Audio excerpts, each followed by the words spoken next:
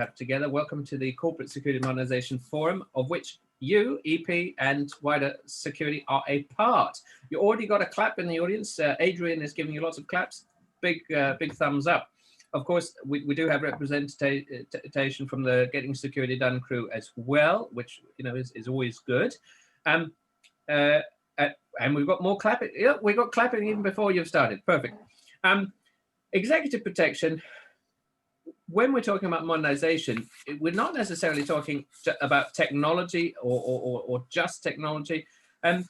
Diego, let's start with you. What does actually, modernization of EP look like in your eyes?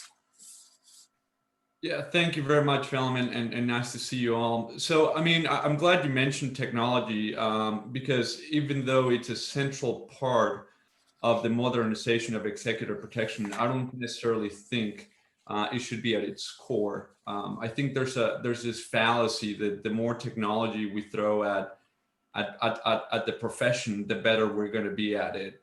And that certainly could be the case in certain scenarios, but it could also be, technology can be a huge liability.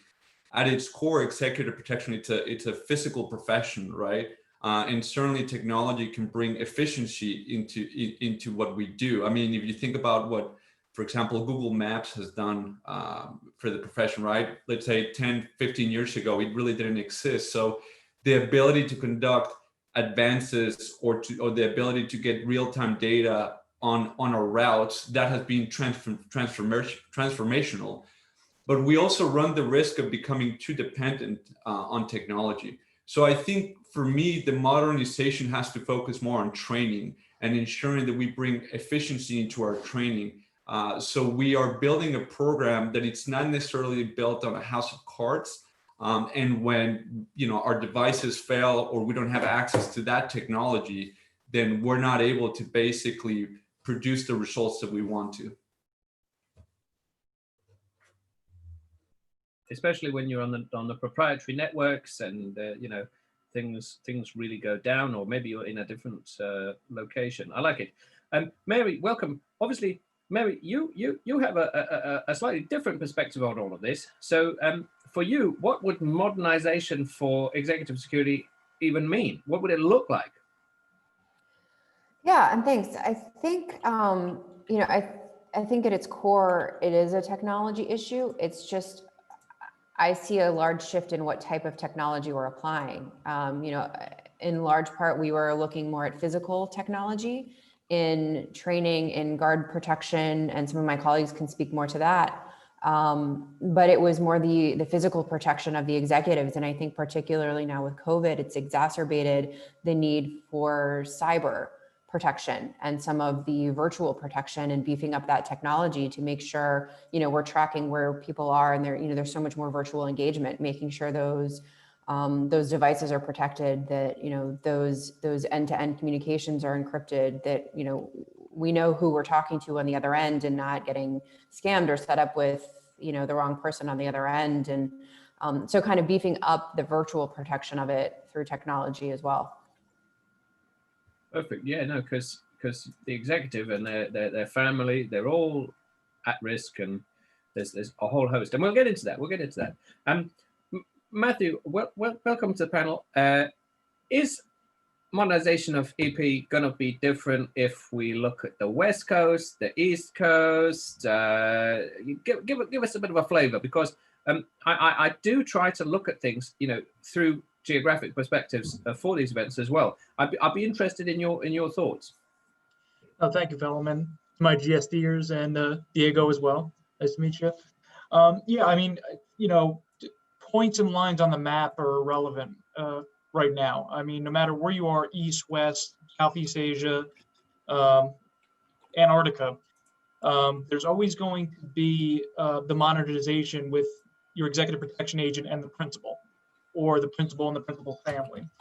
So as far, again, it's all in a best practice. And I think, I know modernization is inevitable, especially with COVID-19, still with us, reaching another spike in it. But I believe, firmly, and also a lot of other colleagues that, globally that I've dealt with when either putting research together on different executive protection practices is information sharing is the new modernization. Entities aren't talking. That's the problem. You have to, or anybody, like in my own example, like I've done EP ad hoc. I've done it at airports, for ministers and oil ministers, for example. And I can tell you one thing: it's the operation runs so much more smoothly if you end up, again, the technology that's there to add as a force multiplier is imperative.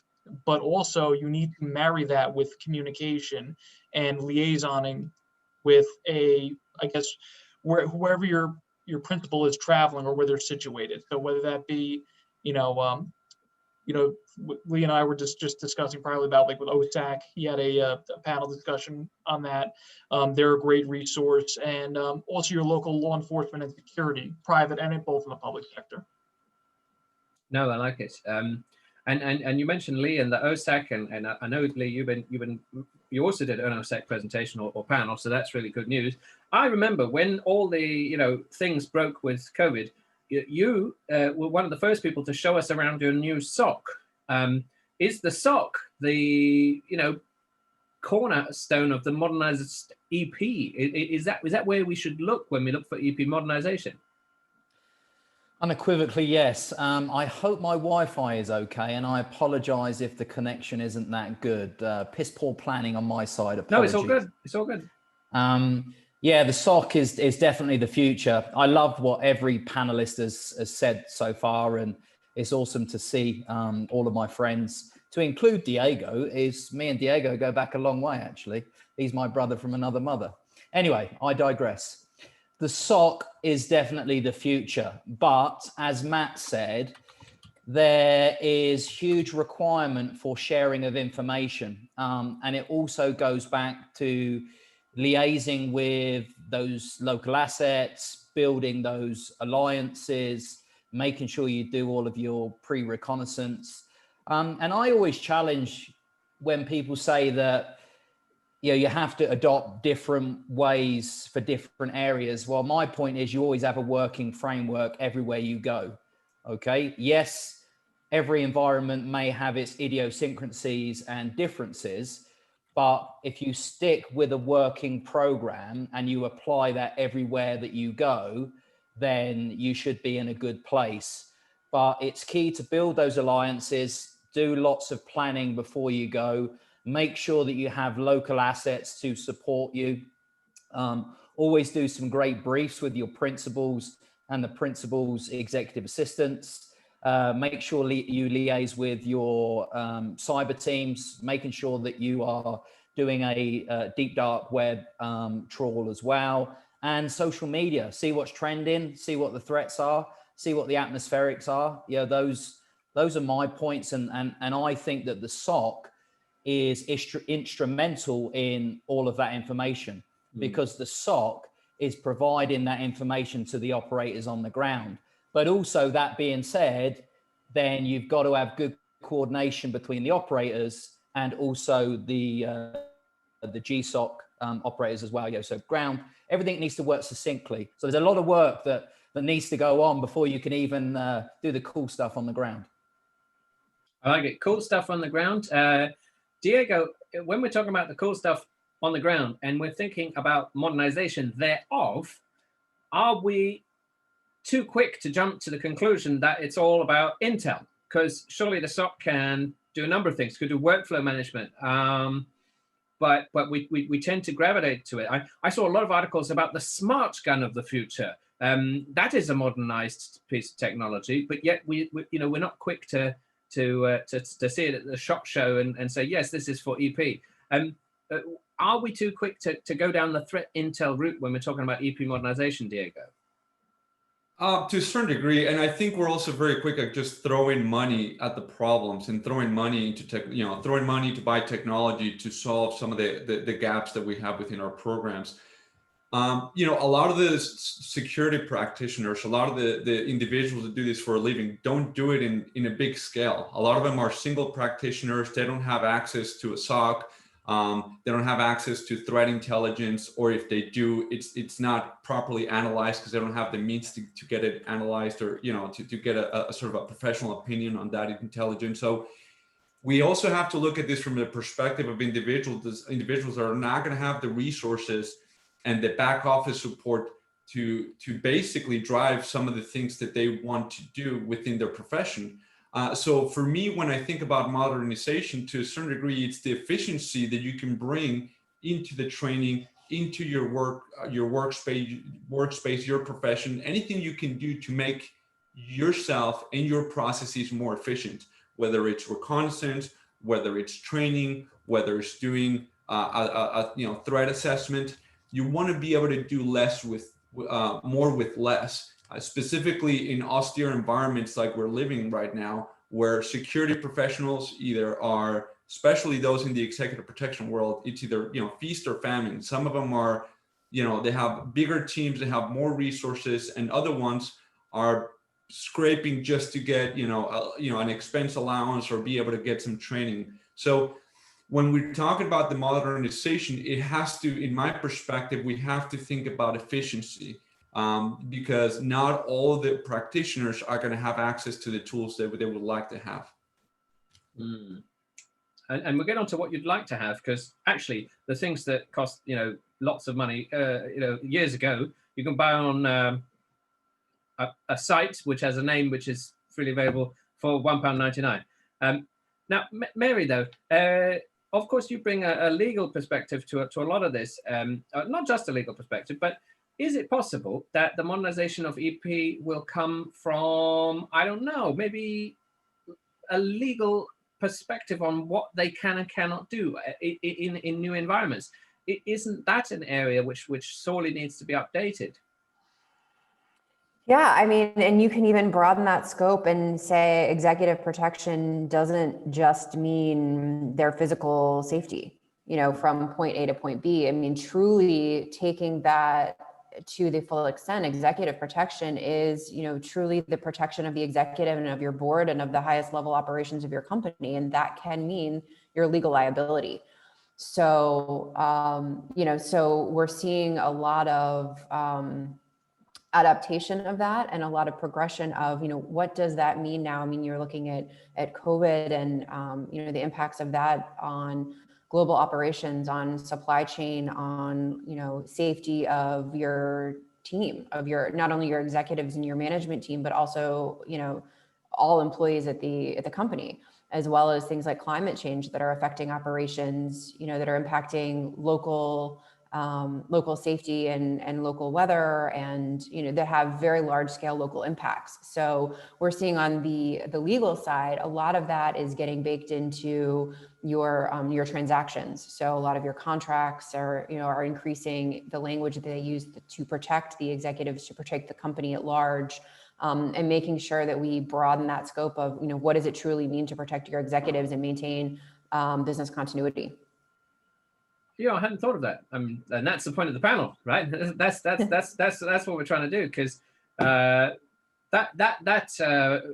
dragger and tech kid dynamic just went out the window when we're thinking of the EP modernization of tomorrow. I like that.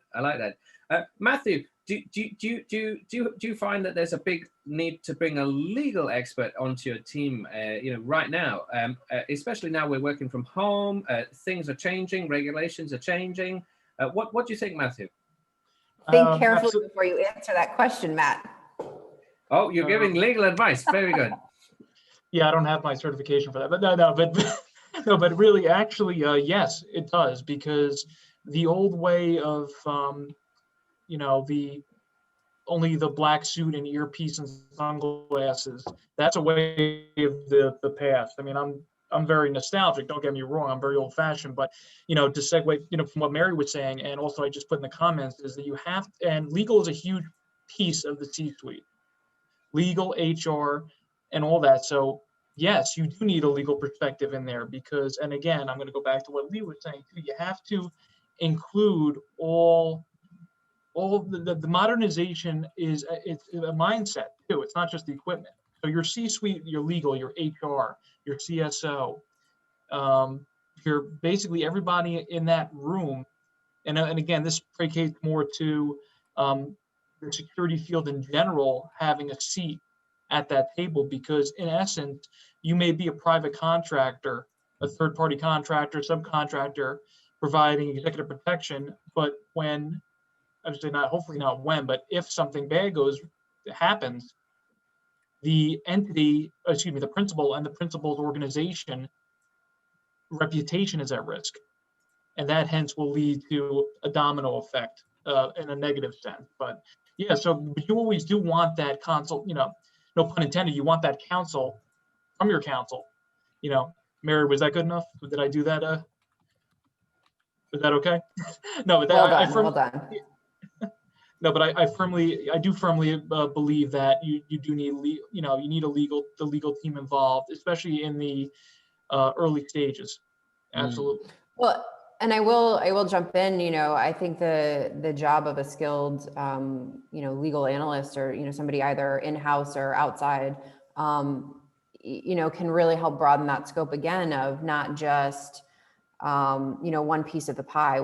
Just looking at executive protection, or just looking at the contracts, or just negotiating contractual subcomponents of a deal, but really looking holistically and say, how do we optimize business continuity and executive protection and our transactional work and employee safety and risk management, and really look at it holistically and globally, and how do we make operations stronger for it and more safe.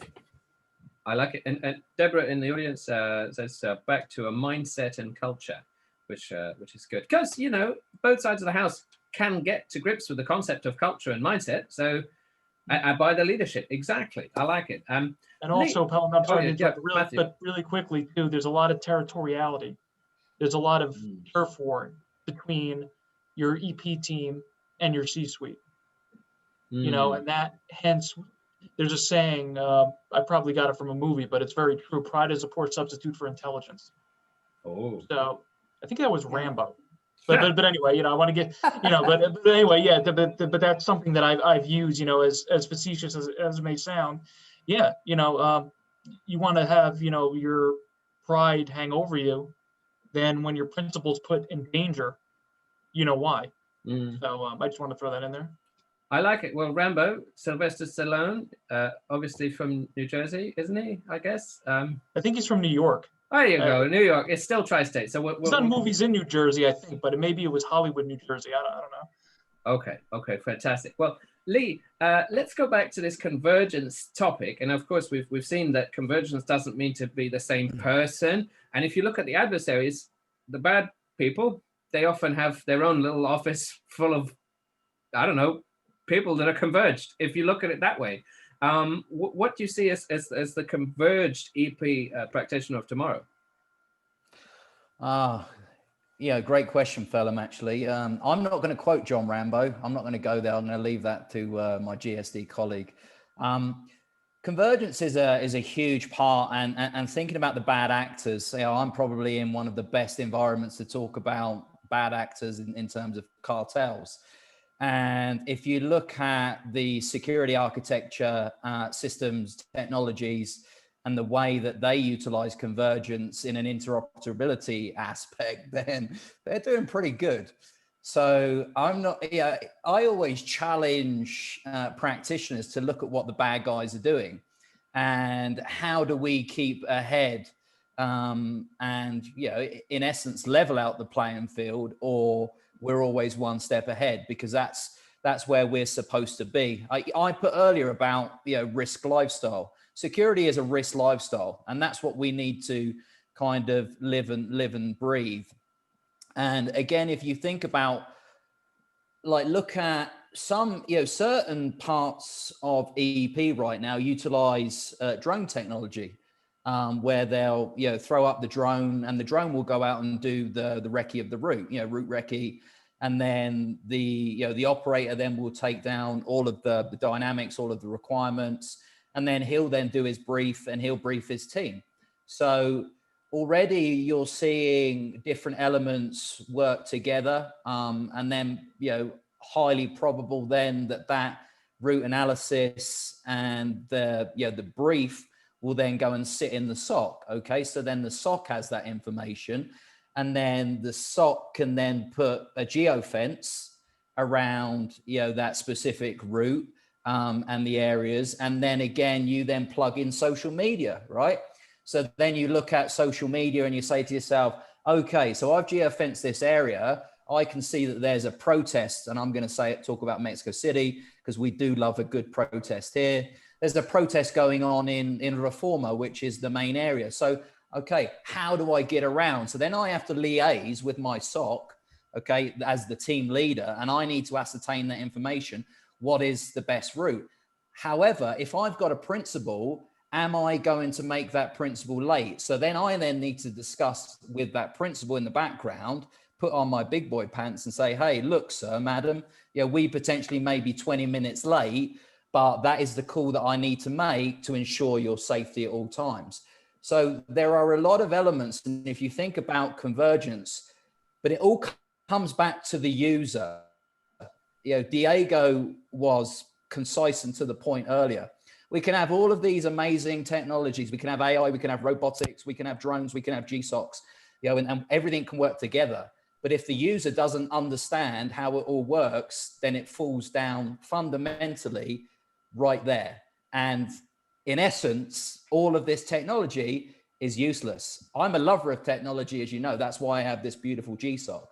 But it's important for me to bring in my physical operators and understand all of the technologies that we use and where is the value added in each element of the operation. It is systematic, simplistic, and concise.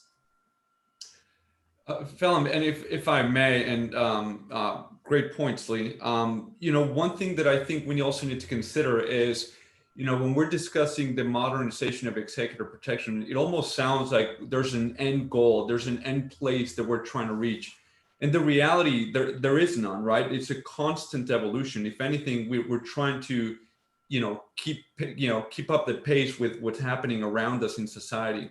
So you look at, you know, Lee was talking about the drones, and that's a perfect example, right? We use technology and drones specifically for advanced work, but we also know that the cartels and certain criminal groups will use them for their own advantage. I mean, Nicolas Maduro was, you know, there was an attempted assassination on him using drones and grenades, right? And the cartels use them constantly for reconnaissance. So we have to understand that every piece of technology or every innovation that we think we have, a lot of these criminal groups and threat actors are most likely already going to be using them as well. And oftentimes they have better resources. They're better funded than we are. So we have to look at this from the mindset that there's not an end state. There's not a specific goal that we're trying to reach. We're trying to keep up and we're trying to stay ahead of the game by all means necessary. And I say that with my legal hat on, right? By all means necessary. But we have to be constantly looking at what the bad guys are doing, the threat actors are doing, what society as a whole is doing, and how are we able to keep up with them at large? Can I just add a couple of things at the end there? Diego, you're awesome as always. Love it, bro. I think the key word here is we need to be realistic, okay? And look, you know, you can have everything can be amazing, but in essence, throw a drone up. I then have a countermeasure gun, which I can shoot it down, right? Simple as that. So there are so many things that you can counter. You need to be realistic and understand your environment and what is going to work. You know, don't overthink everything. You know, just try and be simplistic and understand all of the tools that you have within your repertoire and how you're going to utilize them on that specific operation. You know, you don't want to overdo it. You don't want to overthink it, because if you start going into those realms, then the odds are you're probably going to start making mistakes and the entirety of the operation is going to fail. So, you know, keep it simple, stupid. It's an old military term that we used to use. Yeah, wonderful. And I've seen some very bad, shocking demonstrations of just sub-hypersonic drones, which you can buy for not much money, which will get rid of all your countermeasures in one go. So whatever you do, you've got to keep it realistic, which I think is key. One question that I cannot ask future panels in this event, but I wanted to ask Matthew, what are we going to do with COVID, getting all of our fantastic executives living at home? what can the executive protection specialist, especially right now, do about that? I thought I'd ask you, Matthew. Well, as far as them living at home, and you mean maintaining that proper protection even with the distancing countermeasures in place? Yeah, because they're at home and they used to be in the office or they used to be going on a business trip, and now they're all at home. It's a question which I think is very key, but you'll see as we progress with the event why I can't ask this question of other people. Well, I think it's a chameleon approach. You have to adapt to it. I mean, you have these companies that have your VIPs, your principals, for example, that are now all working from home, as as especially here in the States and all over the world. But also to adhere to your, because again, as the executive protection team or agents are important, they are. You don't want to biologically put the principals at risk by maybe contract. There could be a contamination because let's pragmatically you have your basic executive protection team can vary. So it's more or less maybe not as many face to face.